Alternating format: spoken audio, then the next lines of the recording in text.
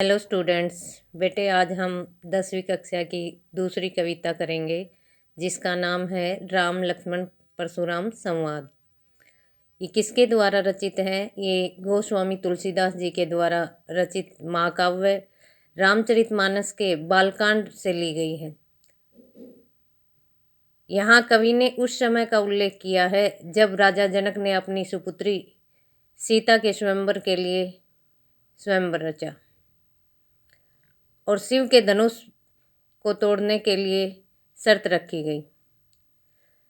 श्री राम द्वारा शिव का धनुष तोड़ा गया और शिव के धनुष के तोड़ने के बाद परशुराम राम लक्ष्मण का संवाद हुआ, वही इसमें बताया गया है।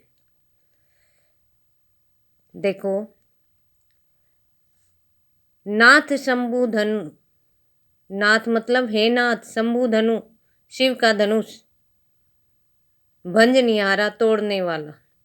राम कह रहे हैं कि हे नाथ, शिव का धनुष तोड़ने वाला होई केऊ एक दास तुम्हारा, तुम्हारा ही कोई एक दास है। आयेशु, आयेशु मतलब आज्ञा देकर, कहा क्यों, कहिए किन माही, आप आज्ञा देकर मुझे क्यों नहीं बता रहे। सुनी रिसाई, रिसाई मतलब क्रोधित होकर बोले मुनि को ही, मुनि क्रोधित होकर बोले सेवकू सो जो करे सेवकाई, सेवक वह होता है जो सेवा करे। अरि करीनी, अरि करीनी मतलब शत्रुता का काम करने वाला, करिए लड़ाई, लड़ाई मतलब लड़ाई करता है। भाई सेवक तो वो होता है जो सेवा करे और शत्रुता का काम करने वाला तो लड़ाई करता है। आगे कहता है सुनहु राम जेहि शिव धनु तोरा। अब परशुराम जी कहते हैं कि सुनो, जिसने भी ये शिव का धनुष तोड़ा है, सहस्त्र बाहु शमसो रिपु मोरा, वह सहस्त्र बाहु के समान मेरा शत्रु है। रिपु मतलब शत्रु है, मोरा मतलब मेरा, वह सहस्त्र बाहु के समान मेरा शत्रु है। तो यहाँ सम वर्ड आया है बेटे, ये ध्यान रखना, इस लाइन में उपमा अलंकार है। आगे कह रहे हैं सो बिलगाऊ, बिलगाऊ मतलब अलग हो जाए, बिहाई समाजा, सो मतलब वह इस समाज से अलग हो जाए। न तय मारे जही सब राजा, नहीं तो ये जितने भी राजा हैं ये सारे मारे जाएंगे। यहाँ उपस्थित जितने राजा हैं सभा में, ये सारे मारे जाएंगे। सुनी मुनि वचन लखन मुस्काने, सुनकर मुनि के वचनों को सुनकर लक्ष्मण मुस्कुराकर बोले, क्या बोले, बोले परशु दरही अवमाने, अवमाने मतलब अपमानपूर्ण वचनों से परशुराम जी को बोले, बहु धनुई तोरी लड़काई, लड़काई मतलब बचपन में, बचपन में हमने बहुत सी धनुषें तोड़ी। कब हूं न असी रिस किन्हीं गोसाई, तब तो आपने किसी पर भी क्रोध नहीं किया। यही धनु पर ममता के ही हेतु, हेतु मतलब कारण, इसी धनुष पर आपकी ममता क्यों हो रही है या ममता क्यों दिखा रहे हो आप। सुनी रिसाई कह भृगुकुल केतु, भृगुकुल केतु यहाँ किसके लिए प्रयोग किया गया है? परशुराम जी के लिए प्रयोग किया गया है। भृगुकुल रूपी केतु रूपक अलंकार है, इसमें अलंकार साथ के साथ लिख के जाना। कौन सा अलंकार है यहाँ? भृगुकुल केतु में सुनी रिसाई कह भृगुकुल केतु, इसमें रूपक अलंकार है बेटे। भृगुकुल रूपी केतु, केतु मतलब ध्वज होता है।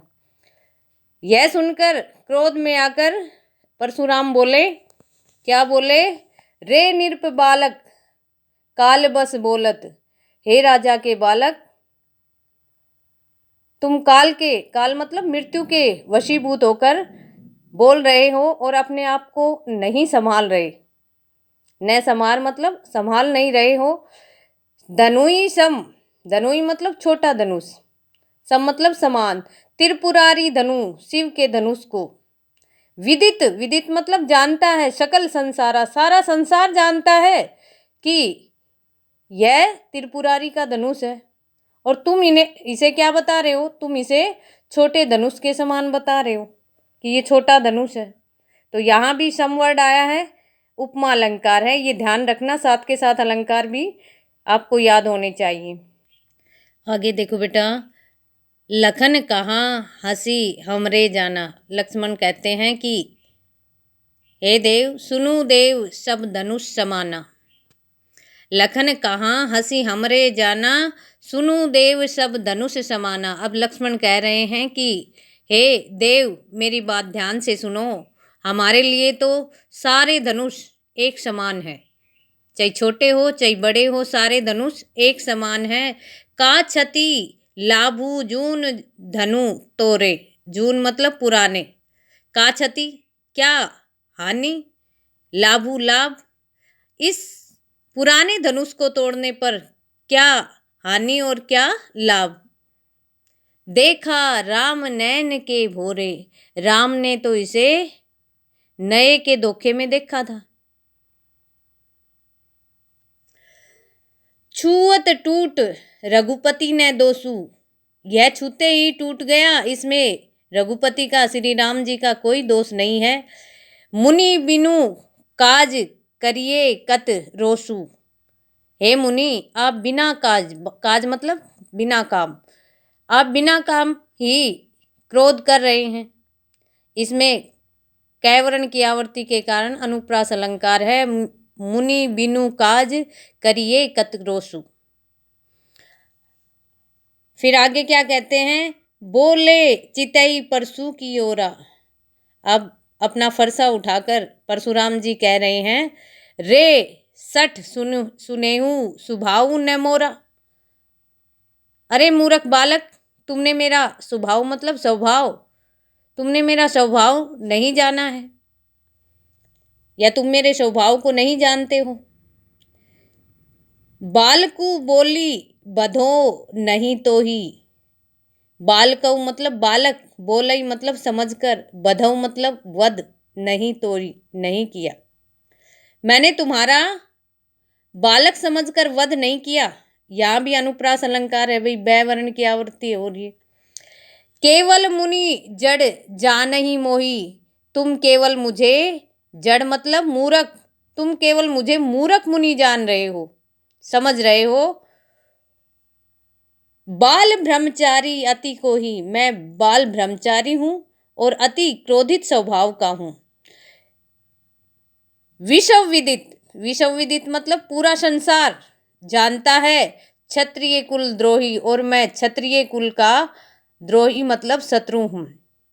ये सारा संसार जानता है कि मैं क्षत्रिय कुल का शत्रु हूं। भुजबल भूमि भूप बिनु कीनी, विपुल बार मही देवन दीनी। मैंने इस पृथ्वी को राजाओं से रहित कर दिया अपनी भुजाओं के बल पर। भुजबल भूमि भीप बिनु कीनी, मैंने अपनी भुजाओं के बल से इस पृथ्वी को राजाओं से रहित कर दिया। विपुल बार, बहुत बार मैंने इस पृथ्वी को महीदेव दीनी, ब्राह्मणों को दान में दे दिया। परशुराम भी ब्राह्मण ही थे।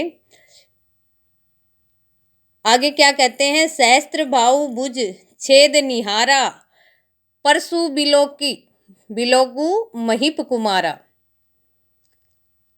हे राजकुमार, महीप कुमारा मतलब हे राजकुमार, तुम जो ये मेरा फरसा, परसु मतलब फरसा देख रहे हो ना, इसी फरसे से मैंने सहस्त्र भाव मतलब हजारों भुजाओं वाले सहस्त्र भाव को काटा है, या उसकी भुजाओं को काटा है। सहस्त्र भाव की भुजाओं को छेद निहारा मतलब काटा है।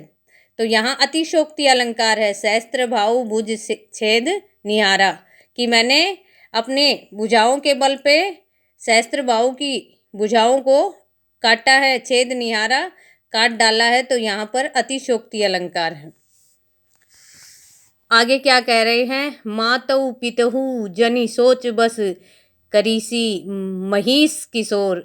हे मही मतलब राजा का, राजा के पुत्र, तुम अपने माता पिता को क्यों सोच के वश में मतलब चिंता के वश में डाल रहे हो। गर्भ न के अभरक दलन परसु मोर अति घोरा। अभ्रक मतलब भूरण या पेट में पल रहा बच्चा।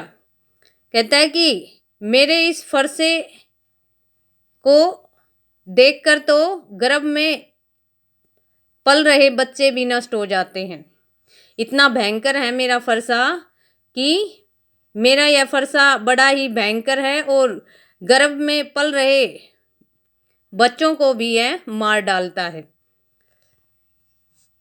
आगे क्या कहते हैं? बिहसी लखनऊ बोले मृदुवानी। बिहसी हंसकर लक्ष्मण कोमल मधुर वाणी में बोले। क्या बोले? अहो मनुषु महाभटमानी। अरे महामुनि, महान योद्धा, अभिमानी, मानी मतलब अभिमानी, पुनि पुनि मोही दिखाओ कुठार। तुम बार बार, पुनि पुनि मतलब बार बार मुझे, कुठार मतलब फरसा दिखा रहे हो। तुम बार बार मुझे फरसा दिखा रहे हो। चहत उड़ावन फूकी पहाड़ू। तुम फूक से पहाड़ उड़ाना चाहते हो, यानी कि बार बार हमें फरसा दिखाकर तुम फूक से पहाड़ उड़ाना चाहते हो। यह कुबड़ बतिया कोऊ नहीं। कुबड़ बतिया मतलब छुई मुई का पौधा, जिसको हाथ लगाते ही मुरझा जाता है। तो कहता है कि हम ये छुई मुई के पौधे नहीं है। ते तर्जनी देखी मर जाए, जो तर्जनी उंगली करते ही मुरझा जाए, ऐसे नहीं है। देखी कुठारू सरासन बाना। तुम्हारा यह फरसा, सरासन बाना मतलब धनुष बाण, तुम्हारे ये फरसे और धनुष बाण देखकर मैं कछु कहाँ सहित अभिमाना, मैं कहाँ कुछ कह सकता हूँ। भाई आपके ये अस्त्र शस्त्र देखकर मैं कहाँ कुछ कह सकता हूँ। भृगुसुत समझी जनेऊ बिलोकी। तुमने जो ये जनेऊ पहन रखा है, इसको देखकर मैंने समझ लिया है कि आप ब्राह्मण हैं। भृगुसूत मतलब ब्राह्मण हैं या भारद्वाज हैं। जो कछु कहूँ सहो रिस रोकी। जो कुछ मैंने कह दिया, गुस्से में जो भी कुछ कह दिया, उसके लिए मैं क्षमा मांगता हूँ। सुर महीसुर हरिजन अरुगाई। सुर मतलब देवता, महीसुर ब्राह्मण, हरिजन भक्त, अरुगाई और गाय। देवता, ब्राह्मण, भक्त और गाय हमरे कुल ई है, पर न सुराई। सुराई मतलब वीरता। लक्ष्मण कहते हैं कि हमारे जो क्षत्रिय कुल में इन चारों पर वीरता नहीं दिखाई जाती। सुराई मतलब वीरता। किन किन पर? देवता पर, ब्राह्मण पर, भक्त पर, हरिजन मतलब हरि के भक्तों पर, और गाय पर। इन पर वीरता नहीं दिखाई जाती। अगर हम इन पे वीरता दिखाते हैं तो क्या कहते हैं आगे? बधे पापू अपकीर्ति हारे। अगर हम इनको मारते हैं तो पाप के भागी बनते हैं। अपकीर्ति हारे, अगर इनसे हार जाते हैं तो हमारी बदनामी होती है, अपकीर्ति होती है। मारतहु पा परिये हम तुम्हारे। अगर आप मुझे मारोगे ना तो मैं तुम्हारे पैर ही पड़ूंगा। लक्ष्मण कह रहे हैं परशुराम जी से। कोटि कुलिश सम वचनु तुम्हारा। तुम्हारे जो वचन हैं वो किसके समान है? करोड़ों अस्त्रों के समान है। व्यर्थ धरहु धनु बाण कुठारा। तुमने तो व्यर्थ ही, बेकार में ही धनुष बाण और ये फरसा धारण किया हुआ है। तुम्हारे तो शब्द इतने भयंकर हैं, करोड़ों अस्त्रों के समान है। जो बिलोकी अनुचित कहेऊ क्षमुहु महामुनि धीर। जो भी मैंने कुछ अनुचित कह दिया है उसको हे महामुनि धैर्यपूर्वक क्षमा कर दे। सुनी सरोस भृगु वंश सनी बोले गिरा गंभीर। सुनी सरोस, सरोस मतलब क्रोध के साथ, यह सुनकर क्रोधित होकर परशुराम बोले गंभीर वाणी में। तो ये था आपका सेकंड कविता। इसको आपको याद करना है और इसमें जितने भी अलंकार है उनको कंठस्थ याद करना है। भाषा कौन सी प्रयोग की गई है? अवधी भाषा में लिखा है। ये कौन सी भाषा है? अवधी भाषा। और पहली कविता कौन सी भाषा में थी? ब्रज भाषा में थी। तो आज के लिए इतना ही। धन्यवाद।